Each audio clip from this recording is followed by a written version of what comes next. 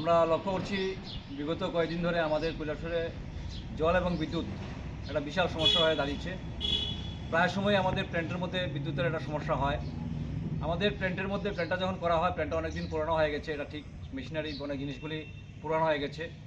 নতুন একটা প্ল্যান্টের প্রপোজাল সেই জায়গার কাজটা শুরু হবে, কিন্তু পুরান যে জিনিসটা আছে এটা যে নষ্ট হয়, দেখা যায় বিশেষ বিশেষ সময় সেই জিনিসগুলো নষ্ট হয়ে যায়। তো আমাদের এটা হচ্ছে সরকারি একটা গাফিলতির যে বিষয়টা আছে, সরকারের ভাবমূর্তি এবং আমরা যারা সরকার এবং পার্টির পক্ষে যারা কাজ করছি, আমাদের উপর বাড়তি প্রেশার তৈরি করবার জন্য হয়তো একটা ডিপ স্টেট কনস্পিরেসি সেই জায়গার মধ্যে কাজ করছে।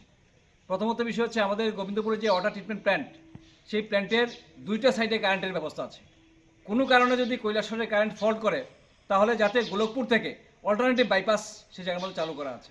আমরা দেখি এর আগেও একদিন রাত্র 12টার সময় এভাবে কারেন্ট ফল্ট করেছে, সারাদিন মানুষ জল পায়নি, পরের দিন সকালবেলা মানুষ জল পেয়েছে।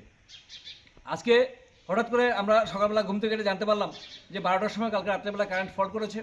ফল্ট করার পর আমাদের ওভারের ট্যাঙ্কগুলিকে প্ল্যান্ট থেকে জল লোড করতে পারেনি, যার কারণে সকালবেলা আজকে দেখুন, আজকে চতুর্দশী, অমাবস্যা চতুর্দশী, কালী পূজা, প্রত্যেকের বাড়িতে মানুষের জলের প্রয়োজন।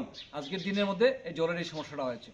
এবং এই যে বিষয়টা আছে যে আমাদের দুই দিকে যে বাইপাস করা যে কারেন্টটা আছে, এই যে বিষয়টার গুরুত্বটা, এই গুরুত্বটা কোন জায়গা না কোন জায়গায় ঘাটতি সেই সাফার করছে।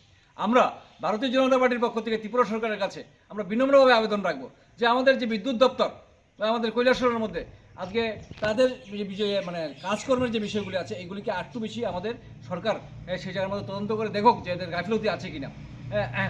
যতটুকু খবর পেয়েছি রাত্রেবেলা তারা কাজ করেছে, 2টা পর্যন্ত কাজ করেছে, কিন্তু চণ্ডীপুর থেকে গোলকপুর থেকে যারা অল্টারনেটিভ যে বাইপাসটা যেটা আছে চালু করা আছে, এটা যদি চালু করে দিত, তাহলে আজকে সকালবেলা এই কালী পুজোর দিনে জলের সমস্যাটা হতো না। আজকে সকালে ঘুম থেকে উঠে আমরা যখন জানতে পারলাম বিভিন্ন দিক থেকে মানুষ ফোন করছে জলের জন্য, আমরা এই ওয়াটার ট্রিটমেন্ট প্ল্যান্টে আসলাম। এসে এদের এখানে দেখলাম যে তারা কারেন্টের জন্য জল লোড করতে পারেনি।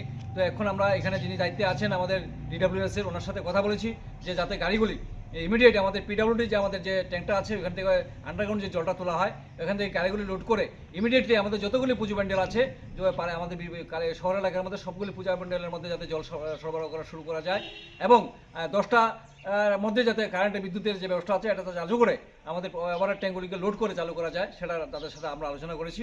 আমরা টোটাল বিষয়টা আমরা যতটুকু আমাদের সাধ্যমতো চেষ্টা করে আমরা দপ্তরের সাথে যোগাযোগ করে মানুষের যে সমস্যাগুলি আছে সেগুলিকে নিরসন করবার জন্য চেষ্টা আমরা করছি। আমরা সবার সহযোগিতা কামনা করছি।